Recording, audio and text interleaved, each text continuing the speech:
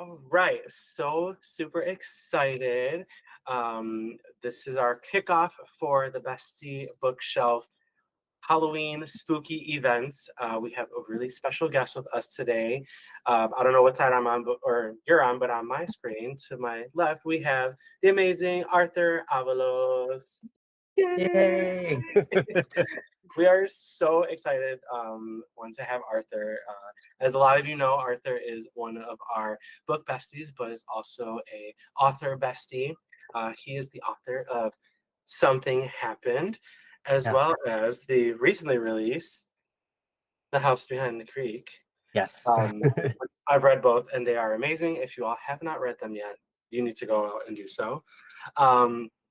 But super excited. Thank you so much for agreeing to do this, Arthur, especially Yeah. 7:47 now on a Monday night. Lots of The time. work never stops. The work Yeah, never stops. exactly. We're constantly. But let's start off. Like, tell everybody who might not know you. We have a lot of new besties since the last event that you were part of. I mean, Yeah. the group has grown pretty big. So tell us about you. Who are you? What are your books about? Like, give us your spiel. Okay. This is always the hardest part, but we're gonna go. We're gonna go. Yeah. So Artie, I go by Arthur. I guess like where do I start? But yeah, I consider myself like a horror thriller author. So that's primarily where I write in, but I do kind of write a little bit of everything. But I would say, yeah, my heart is in horror and actually psychological horror. Like you've read both stories. There's like usually like that psychological twist, that mind F that's going on throughout the story. And so Something Happened is my debut novel that I think leans heavy in the psychological thriller, and then when it jumps into the horror, it's that what I call the dash of slash. And then something or not, and then The House Behind the Creek is more of a paranormal ghost story, and it's a short story. But yeah, so far those are the two works that are out there that I have right now. Yeah, and I mean, I flew through Something Happened. Yeah, Like, this was such a fun read. Um, I know we connected because we're both from the same neighborhood in yeah, Chicago and kind of grew up like literally around the corner from each other. blocks from each other. Yes. So I was really excited to just connect with you in that way. But then reading this, I was like, it was a lot of fun. Yeah, As like weird as it sounds, because the book deals with some pretty heavy topics, yeah, grief and loss, this kind of fractured family. yeah. What's your like process when dealing with those types of topics? Like, they're not always easy to even just talk about normally. So how did you go about putting them into this book and finding that balance between them? Yeah, I think, and that was actually I've never been asked that question, but I actually love that question because it was kind of a little bit of a challenge because I kind of did some plotting and I knew what are some of the themes that I wanted to tackle. I knew I wanted to kind of like a little bit of that found family, like the chosen family, because of the whole like, being queer, that tends to be the story where we don't feel connected. And in this story, there isn't a fractured family, so to speak. Like both parents are there, they have siblings, but the fracture is within the family with like all the lies and the secrets and the not accepting, you know the father not accepting really the son. But even throughout the story you get a kind of glimpse of like there's a mini redemption with the dad at the end and things like that. But I know for me, like when I was trying to like put everything together, I really just kind of focused on like what did I want to tell. Like I want to tell this, I want to have like some good strong points that people could connect with, but I also, like you said, want to make it fun and like entertaining. And that's I when I'm starting to notice it's not easy to do because you got to be sensitive, you got to pay attention to like what you're saying, but also you can't just have things happen just for them to happen. Even when it came to like who to unalive in the story, I had to figure out like how to do it, but how to also make it where they're human and people have reactions to them. So I know I got a few messages from people who read the story where the near the water Mhm. incident with one of them, that was really hard for some people to read. Not in the sense of hard that just hard because it was emotional. Like somebody was like, "Oh, I felt their pain. I felt what they were going through." Yeah. And when people ask what was the hardest scene too that I've ever written, sometimes I say that one is because I was like trying to make it impactful, but Yeah. also then there's like a little moment of playfulness in there. Um, with the marshmallows. I don't know if you remember that, but like Yeah. trying to throw in some humor. And I remember one person was like, would they really do that? And I was like, actually, when you think about it in intense moments of like fear and things like that, yeah, sometimes humor pulls us through. So I also tried to throw moments of like humor and stuff. So a lot of things were very calculated in the story. Yeah. Yeah. I mean, it's interesting to hear you talk about it in that way because I think like as just readers, we don't always know like that Yeah, process. It's nice to like hear a little of how you're even just thinking about some of these smaller things that, yeah, these details that we are like, oh, this is like part of it, but like they actually serve like a bigger purpose. yeah. Um, with that, like, are you a like master plotter when you're writing your stories, or are you like no, sticky notes? I know that was one of the questions from one of the besties. They're like, what's his process? Like, what can you Yeah. explain that a little more? Yeah, so I like to use the phrase I'm a because you've heard of plotter and pantser. Mhm. Okay. I'm a plantser. That is the Can you just explain like the two really quick for people who might not know? yeah. Okay, so a plotter is somebody who literally will sit down and they will either use beat sheets, depending on their genre. And so beat sheets are just the things that kind of help you organize your thoughts. And then some people go all out and they take the beat sheets to a whole nother level for the plotting. And they have like note cards and they literally map out what each chapter is going to be before they sit down and even write. I am more of a three act method platter. Um, so I know overall, so basically like the beat sheet, I know what I want to hit, I know where I should be hitting these things, and then I'll like I have a whiteboard and then I guess the cork board that's the Oh yeah. that you can push things in. Mhm. I always forget what things are called, but I have that and I always break it down like act one, two. Well, I do act one, act 2A, 2B, and 3B and or 3 and then I start to put in there like what's important, like what has to Mm, happen. So sure. that's my plotting part. And then the pantser part is I don't know what chapter is going to do what.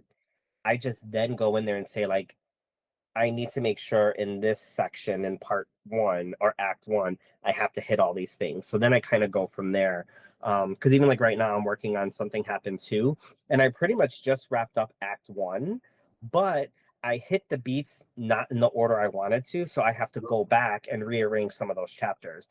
Yeah. And that's why I consider myself a planter because like I went in there, wrote everything, and now that I took that step back, even though I plotted some stuff out, I now have to rearrange a few things just so that I'm like hitting more of like, hey, we're going a little bit like slower here. How do I pace this a little bit better? So for Sure. me, I plot to a certain point, but then I like to just kind of go in and let everything develop on its own. That's awesome. Yeah. I mean, I can imagine trying to get everything that is going through your mind into a story is hard. So to have Yeah. like, I feel like I would probably do the same thing. Like, this is what I Yeah. want to do, but how do we get there? Is the fun part. Yeah, because also like as I'm writing, I'm like I try to keep in mind, like especially with something happen, and sometimes after I explain a little more, some people are like, I see it now that you've said it, but I kept thinking in my mind, I call them popcorn thrillers, Mhm. and it's like Frida McFadden. They're easy to digest, you can fly through them, but they hit all the beats. When I was writing Something Happened, I kept thinking, if this was Frida's book, where would she be putting these pacing things at? I don't use her as reference anymore. Not that there's anything wrong with her writing or anything, but I've like started to craft my own little method of like how I want to do things. So yeah. Yeah, for sure. That's awesome. I know that you said when we spoke that something happened has a lot of elements from like your personal life.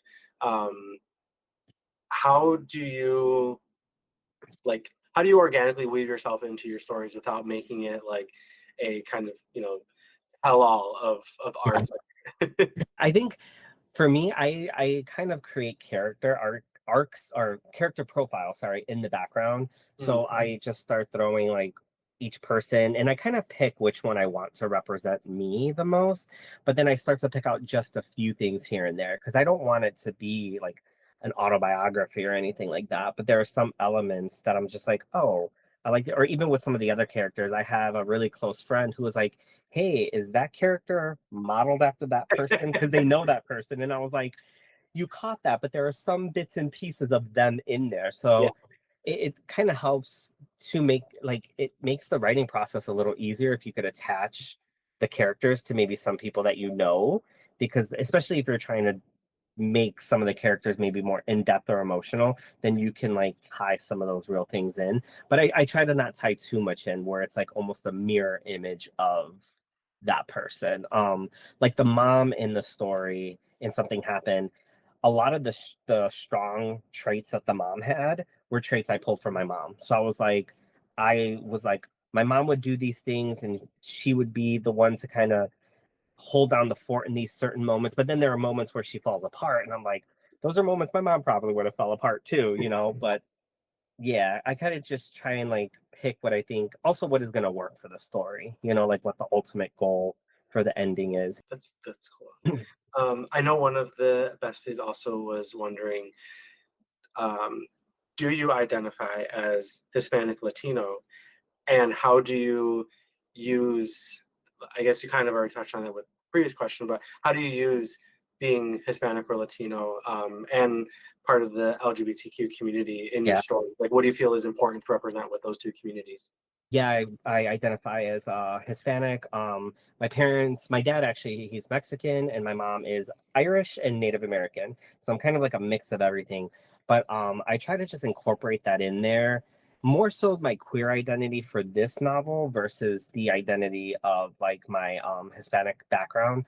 Um, Now in future things I write, I want to like really touch more on that background. But because I'm mixed, I also like throwing that element in there and that struggle or Yeah, that dynamic of like I'm this and this, but sometimes I'm in this community and space yeah, and I don't feel accepted. And then in this space, it's like sometimes I've struggled just in my life and I want to put that struggle in my stories too. But like sometimes in Hispanic places I don't feel Hispanic enough. And then in my white spaces I don't feel white enough. And then, you know, so it's that push and pull. But I think it's something that a lot of people can relate to as we've moved into there's so many biracial people that I think that element is in there. And I wanted to introduce that actually, that piece a little bit more in the story because I don't think I fully identified everybody's like background in the first book. And I kind of left that a little bit open so that I could explore that dynamic a little more in like the sequels and stuff like that. So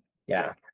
That's awesome. Yeah, how do you balance all of those characters? Like, you have Ooh, multiple POVs in this book. Like, how did you find that balance of like, okay, maybe I'm talking too much about this person. yeah. Should move on to this, but like, how does that work? For this one too, like I love a multiple POV book because I love getting in everybody's head. And you can do that if you write in third person, but in first person, you can do it in first person too, but I love doing because I want there to be that dynamic. I love a first person voice because you connect with it more. But being a multi POV book, it's hard to make sure you're not overdoing it and losing people. So for me, the way I tied in those POVs is when something's happened to one person, you get their perspective, and then when you jump into the next voice, sometimes you're in the same scene and you aren't getting a repeat, you're getting that person's POV completely. So there are some moments where that's why I love the killer chapters in the book because you're getting the person that's having things done to them, but then you get into the head of the person, that sneaky moment, and then that sinister moment of like, I'm gonna hit this person over the head and they don't know what's coming. And it's like, you know, but then you just felt the other character before. Like, I think there's somebody behind me kind of thing. So it wasn't easy to do because I know I've read multiple POV books where I've gotten lost and confused. So I Yeah, tried to, and I've got a lot of good positive feedback. I think I've only had one or two people say that it was hard for them. But for the most part, a lot of people have reached out and said that like the way I handled it and tackled it, it made it easier for them. And that was also intentional because I kept that in my mind the whole time. Like I'm doing something that not a lot of people do in terms of like there are a few authors that do. I think John Mars, if you've ever read him, he does a lot of multiple POVs. I think one of his stories has like 10 cool. POVs. It is Oh my and gosh. each one is like a main character. I know in mine, the dad has like two or three chapters. You don't hear too much from him. Yeah, Um but he does make an appearance in book two in a certain form. Oh, So ooh, a yes. So tease, a tease. because if you've read one, there's unanswered questions Yeah, with Victor. And so we get a glimpse of what happened that day in book two. So that's how the dad comes back in the picture. Because if you haven't read book one, I don't want to spoil yeah. that. But yes, you get the unanswered questions of book one really come out in book two. Ooh, Yeah. I cannot wait for that. Like, Yes. you need to hurry. I Please. know. I Get just it, get finished it together. I just finished act one, so we're moving along. um, how how do you incorporate your day job into, like, did that have any influence into writing this book or any of your work that you're doing? Like, how does Yeah. that help influence what you're doing? Definitely for something happen. I'll say for the house behind the creek, not much of my day job went in there, which I'm a therapist by day. Um, and but in something happened, a lot of that was in there because of like the different things. Like the character of Ale in the Mm, book, she's kind of a little bit of a reckless character here and there, and she's like a little promiscuous and stuff. But because of my day job, I felt like I was able to tackle that in a way that made sense in terms of like this is her upbringing, personality, and this is why she's reckless in these areas, you yeah. know. And so I try to incorporate my day job just in the way I analyze characters. I think one of my friends who's an indie author on here, Christopher M. Tensilo, I think he said it perfectly in one of his reviews. He was like, this is like a character study. This is very much like Yeah. if you really dissect the characters and break them down, you see some of like even some of the mental illness I threw in with them. Like you see a little bit of like anxiety with the characters, you see some narcissism with the dad and things like that. And actually in book two, I explore more of how the trauma triggers like even OCD in the main character of Jason. Yeah. So you really see that pulled in, which also is like also it's that pulls from my life as well because I have OCD. So Okay. I've been able to like weave that in a way where it's like one that's helpful for me, but I think it's gonna have people connect even more with the character. Because even just like OCD doesn't present itself always the same like everybody thinks it does. Yeah. A lot of people just think it's this counting thing, obsessively washing your hands, but as you'll see in Jason's case, it doesn't there were glimpses of it in book one, Mhm. but it's so subtle that the trauma of book one really brings it out in book two. Mm. Yeah, and I think that was like one of the reasons why it was easier for me to read multiple POVs, because I'm also like, when there's like more than three, I'm like, okay, we're getting a little dicey here for me. Yeah. But yeah, you made it like super accessible, which I Yeah. appreciated.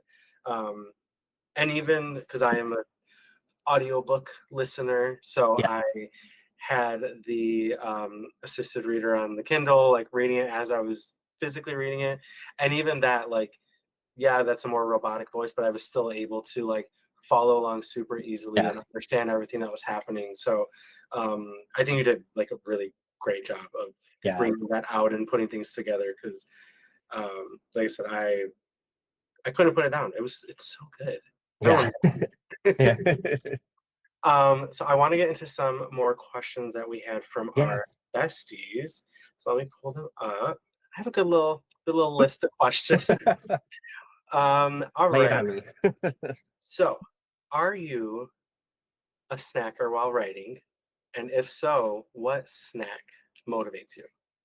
Um, for those who don't follow me, for those who do follow me, they're gonna already know the answer, but my stack is boba. I literally have at least one a day, if not two. In Flavor? terms I only do I only do tea Oh, based. I don't do like the milk tea ones. I lactose intolerant, and I don't know. There's just something with like drinking a full glass of like oat milk that just does not feel appealing. So it's all fruit teas. Jasmine tea, number one.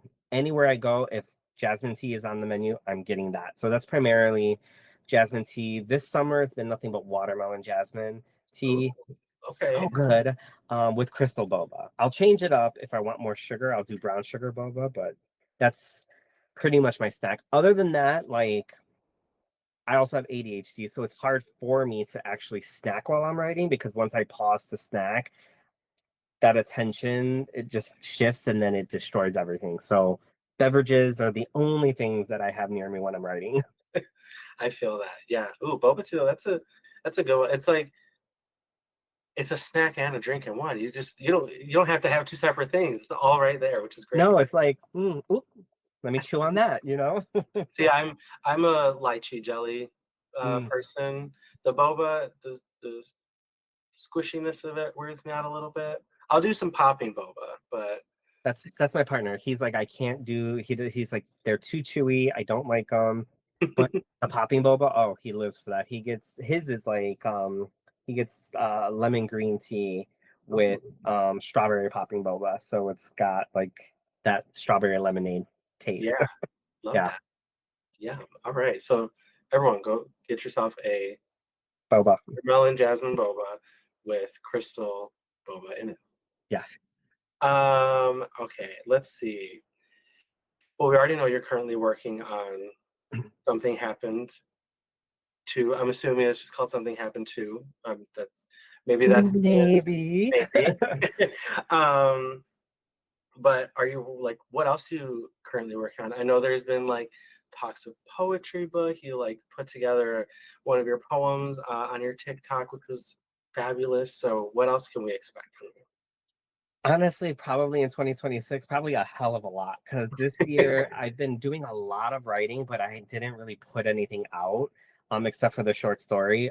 Because after something happened, one came out, there was like that crash moment of like, I did that, it was emotional, and then I was like, oh, I need some time off. And then once I jumped back into writing, like none of the ideas stopped, Mhm. but it really, as a reader, I'm all over the place. And because of that, I write in all genres. So currently, right now, I am working on, I refer to it sometimes as just SH2. Something happened too. So I'm working on SH2, which it does have a cool, unique name. I should, I'm not gonna lie, it's not cool and unique. It's very 80s, like that's expected, but I kind of wanted that vibe, Yeah, where I it's just like, mean, yeah, this like it makes sense, and yeah, that's also what something I lived for. I was like, yes, this is 80s, 90s horror, like wrapped up in nice little package. So yeah. Because even as you read something happened, one, I never refer to the time period of when it is. I don't know if you noticed that or caught that. I didn't notice that. Yeah, and even when it came to like the mention of cell phone, I never fully tell you what kind of phone they're playing on, whether it's like got like heavy GPS, because I wanted it to be very like, I want you to put yourself in Yeah, the story. And if you want it when there was just basic flip phones, you can. If you want it where it was modern and newest iPhone, you can do that. But yeah, so I'm like running off on a tangent. But yeah, something happened too. I'm working on. I'm working on. I think I have everything together for the poetry collection. oh, I awesome. just need to edit it and then kind of figure out the flow because I write very random poetry about all different types of topics. They do sit heavier on like mental health, grief, things like that. But there are some random stuff in there. So I'm trying to see how to like make that flow because I think poetry is hard to land with an audience. Um and I've never connected with themed poetry books to begin with. Like, I feel like it's too much at once. So that's why mine's all over the place. So, like, next year, I'm hoping to do the poetry collection. I actually have all the stories written for the short story collection, Oh, but they're not edited. So they're all either first draft is done or they're a lot farther along than the first draft. So those are all done. And then something happened to is about a third of the way done. And then there's ideas for a strict thriller, which I'm actually really excited for. It's like very whodunit. I'm excited for it. It's very like the elements of something happened that had like that mystery. mhm. This one is very much like that, and it's going to be a dual timeline. I wanted to kind of like that's one of the things that I want to do with a lot of my writing is show the diversity in like what I can write. And if you've read Something Happened One and then you've read The House Behind the Creek, you could tell it's like different styles in a way. Like The House Behind the Creek is third person, it's a little bit more um atmospheric than Something Happened was. So I'm kind of trying to tackle a bunch of things. And then I have this idea for like a contemporary fiction that deals with a lot of grief. Um that I don't think will come out for like a year or two, but that's in the works as well. Awesome. Is there a genre that you're really excited to get into that you haven't like had plans of getting into yet, but you really want to tackle it? I'm 20% into an MM romance that takes place in 1999 in Chicago on New Year's Eve. And it's kind of like a mix of like, it's like magical realism, MM romance with Ooh, like a Groundhog Day twist because it's New Year's Eve. It's yeah, Y2K. I don't know if you remember, everybody was like, the world's going to end. yeah, And pretty much in this story, it's like, and when I say Groundhog Day, it's like when midnight hits, do they find love? No, they wake up and have to replay the day over because it oh, also, have you ever watched the movie Trick from the 90s? maybe. Okay. It sounds So familiar. it's a romantic comedy from the 90s about these two queer characters who basically one of them is like in the club scene and he's like a promiscuous guy, but he kind of wants to just kind of like maybe settle down or whatever. And he meets this guy who's really shy and wants to find love, but really can't. And so they meet in one night, and you see the course of what happens all throughout the night with them, like trying to hook up, but they can't hook up because like just things are getting in the way. Yeah. And then there's the whole third act breakup in there. But it's the novel I want to write is kind of a mix between Groundhog Day and the movie Trick with a little bit of that magical realism. So I'm excited to write it. I'm like 20% into it. Um, yeah, and it's planned to be an MM romance series I would with say I remember you talking about this. It wasn't supposed to be like 7 books or something that you're planning. yeah, it's gonna be because there's a lot of characters introduced and then they all come back for like this retreat and things like that. So it's a big idea, but every one of those books are going to be tied together, but it's not going to be like if one comes out, you'll want to read the next one, but you won't be, I guess, itching for it. Like the first one isn't going to leave on a cliffhanger because you get another character's like, story in there. Yeah. So yeah, because I think I have the first three plotted out, like Oh, wow. where I know like it's following these. This is like what they're going through. This is what they're going through, and kind of yeah, it's Yeah. evolved so much. Like yeah. Yeah. That's awesome. I will read anything you put out. So, Hey. let's see. What else do we have? Ooh, okay. So this is from another author bestie in the group. So you know this is going to be deep. How do you know as an author when you're successfully building tension for your readers? In other words, can you separate your meta knowledge of everything happening to objectively gauge the reader experience, and how do you do that? That's a really good question. When I'm writing, I try and put myself in the reader's shoes, like I try to like think about like what they might be going through as they're reading this. And I write almost like it's a movie in my head. And so as I'm like writing, I'm trying to think like are they being brought along on this journey? Are Mm, they feeling the things that they're feeling? Do I need to go back and like build more tension or something? Because I also write, it's probably not unique, but I know I write very like when I first write the first I do this for each chapter. So I'll write the chapter, but the first time I write it, it's just very like this is what's gonna happen. So it's just like not bullet points, but it's like, and they went into the house, and then this, and then this, yeah. and then the next time I immediately go through that chapter right afterward, but my focus is on description. So then I go slower, and I'm like, all right, what are they seeing? What are they visualizing? And it's through those revisions, those 3 or 4 times, because every chapter gets 3 or 4 writes before I even move on to the next. And that's just for the first draft. So I literally, because somebody's asked me before, like, how many times do you edit? I edit 4 times each chapter before the first draft is even done, because then the next time I do it, the third time I'm looking at like character development. and all that kind of stuff. And so I throughout each stage I'm building upon it, and I think that's how I bring the readers along with is like, are they getting enough description? Are they getting enough atmosphere and all that stuff? So Super cool. Yeah, I mean, that's it sounds a little like a grounding exercise for like anxiety yeah. almost like five things you see in the room, four things you Hmm. can smell, three things you can hear. So it's cool like putting those together and kind of making sure that your book is grounded in Yeah. reality as much as you want it to be and making sure that people get those Yeah. all the feelings and not just like here's this story. Yeah.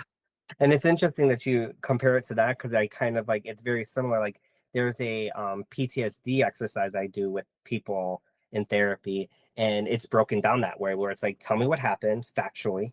Now tell me how you felt when you tell me the story a second time, and then the third time tell it to me all together. And I think that's kind of where I got my writing process from a little bit, is because if I'm going into each revision with a certain thing in mind, Mhm. I'm going to be able to insert a lot of that, versus if I try and get all of it in that first time I write it, one, I might be writing forever, but I might miss some focus points that if I would have slowed down and said, hey, tackle this from a descriptive standpoint, tackle this from the emotional standpoint, I think even at one point I did a revision.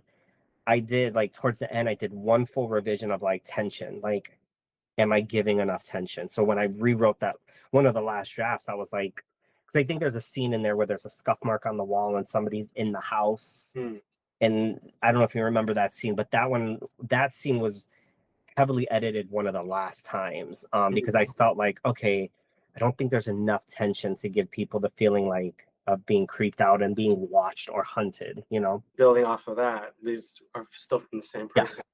How what are the key elements to building that tension? Like you already said kind of putting people in it, but is there anything where you're like, this always has to be a way, like is it always um like from an outside perspective? Is it always like just describing the atmosphere? Like what is that? it is. I think it is. It's describing the atmosphere and setting that stage for the atmosphere, because I'm thinking to myself, like, this person's at home.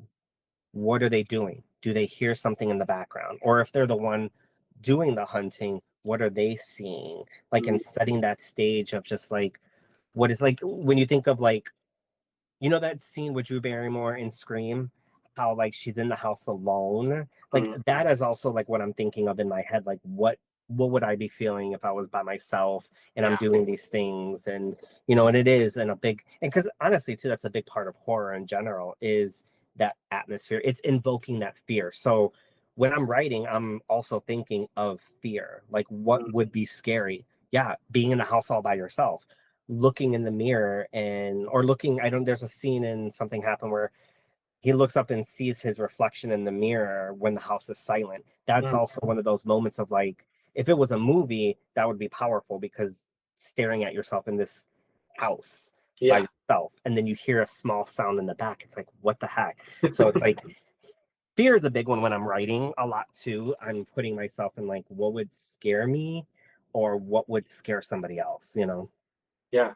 And has there ever been like a moment where you're writing it and you're like you scare yourself or you're like, oh shit, I need to like take a with step yeah, with the house behind the creek there was a lot of moments where I was like, oh, okay, this is kind of creepy. Like back? I think I would be terrified because it's the other thing with the house behind the creek. There's a moment where they're kind of stuck in the house where it feels like things are on repeat. Like to me that would be terrifying as fuck because then there's that moment of, am I gonna get out of this thing? Yeah. Yeah. Yeah, very Twilight Zoney. Yeah. And that's kind of like even for the house behind the creek, I was really thinking about that. And I loved actually writing that story to the point where I've thought about expanding that story and what you read in House Behind the Creek being an extended prologue. So it would be like everything you read in there would be the prologue. Yeah. And then it would really jump into a Stephen King style type of like longer story of what happened after that. I'm excited for you to turn this into something more because when I got it, like you said, short story, and I was like, okay, cool. It's Yeah. you know, it's probably X amount of pages. And I got it and I was like, that's it? That's all I get? Like, no, I need more for Yeah. this. Why did we not get more? So Yeah. I'm excited to see this expanded because as much as I love something happen, like to have this more kind of classic horror, Hmm. haunted house type deal, like it was really cool. And I really enjoyed this one. Last question. What are you currently reading? I know you have a Ooh. library in your house, like 2,000 books, which is insane. But what's on your docket? What are you currently reading? Let the besties know. Okay, so I actually just this morning I finished Love Mom by, oh god, it's been all over the place. I Yeah, think, somebody else is reading it. I just saw someone like this. yeah, I can't think of who wrote it, but amazing book, love it. So if you love, it gave me horror vibes even though it was a thriller. It's a straight up thriller, but I kept getting these like, because there's this like creepy aspect of like you don't know what's happening and it could be sinister in itself because main character, I think it's not a spoiler, but the main character's mom is no longer here, so you're like, could this happen to this person now? And you're just like, what? So I just finished that and I loved it, but I'm actually going to start, I think it's Crafting for Sinners. I just Oh, bought it. It comes out tomorrow, but I bought it at my local bookstore today. And I'm like, I'm starting this today. So I'm gonna start reading Crafting for Sinners.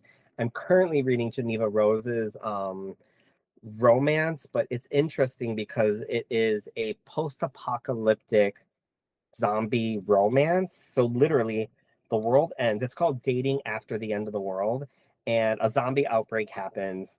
She goes into hiding.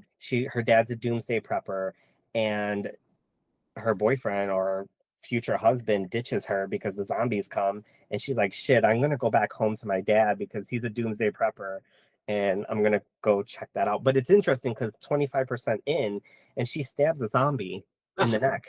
So you're getting romance, but you're also getting like this weird zombie yeah. it's actually really good. Wow. And then I'm also gonna read, oh god, it's a fiction, something Sunny and Julia, or I don't know. It's, yeah, I usually read two to three at once in different genres, but Yeah. yeah. So Awesome. I mean, I expect nothing less. How else are you gonna get through your massive TBR? Because I think I think between you and probably Jenny in the group have like the longest TBRs ever, and like actually have all the books to go through it. Because I'm like, yeah. y'all. Yeah, I literally have 2,800 books in my house. 2,400 are unread. Because I do get rid of stuff here and there, not always, but and then my Kindle has about 1,500, Oh my god. and then I have about 600 audiobooks. So Oh, jeez. Well, whenever you decide to do audiobook for something happen, I will gladly volunteer to be one of the characters because awesome. we need it. But Arthur, before we go, plug yourself. Where can people find you? How can people interact with you? Like Yeah. tell people all the things. All right. Well, I'm on all social medias except for X, under Arthur Avalos author.